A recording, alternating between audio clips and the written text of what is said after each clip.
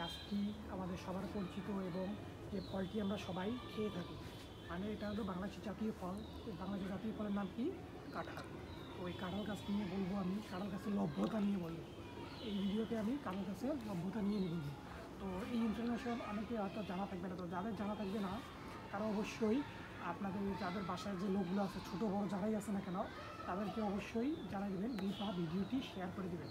তো নতুন কিছু জানার থাকলে অবশ্যই কমেন্ট করে জানাবেন, কোন বিষয়ে কোন গাছ বা এই কোন বিষয়ে কী নতুন জানাবেন সেই বিষয়ে আমাকে জানাবেন। আমি অবশ্যই সব জিনিস নিয়ে ভিডিও করার চেষ্টা করব অবশ্যই। তো অবশ্যই আপনারা যাদের জানেন না অবশ্যই তাদের এই ভিডিওটি শেয়ারের মাধ্যমে রেখে দেয়, আপনার বন্ধুবান্ধব, বাড়ির ছোটো বড় আত্মীয় স্বজন যাদের আছে, যারাই আছে নাকি তাদেরকে এইটা দেখাই দিবে।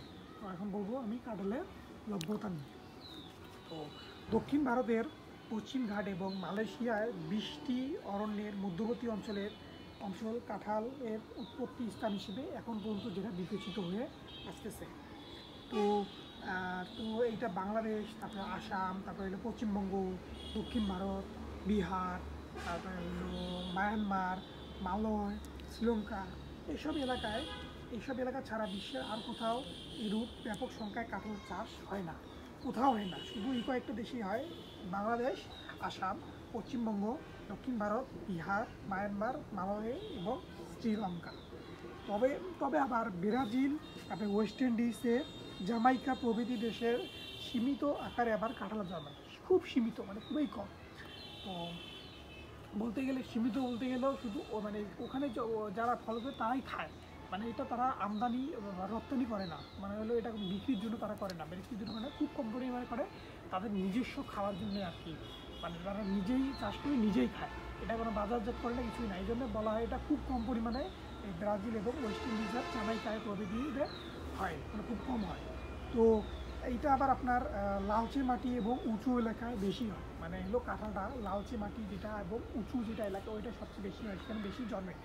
তো বাংলাদেশের মধুপুর ও ভাওয়ালের গড় এবং পার্বত্য এলাকায় কাঁঠালের চাষ সবচেয়ে বেশি হয়। বাংলাদেশের কয়টা অঞ্চল? তিনটা, মধুপুর এক, তারপরে হলো ভাওয়ালের গড় এবং পার্বত্য যে এলাকায় যেসব আছে, এই বাংলাদেশে এই তিনটা অঞ্চলে সবচেয়ে কাঁঠালের চাষ বেশি হয় এবং এইখান থেকে পুরো দেশে ছড়িয়ে পড়ে, মানে পুরো দেশে আর কি এটা মানে ব্যবসায়ীদের মাধ্যমে ছড়িয়ে পড়ে এই তিনটা অঞ্চল থেকে। এবং বাকি যে অঞ্চলগুলো আছে সেখানেও না হয় না, সেখানে হয় কিন্তু খুব কম পরিমাণে, মানে অত বেশি পরিমাণে হয় না, খুব কম পরিমাণে হয়। তবে এই তিনটা অঞ্চলে সবচেয়ে বেশি হয় এবং এই তিনটা অঞ্চল থেকে পুরো বাংলাদেশে এটা ছড়িয়ে যায়।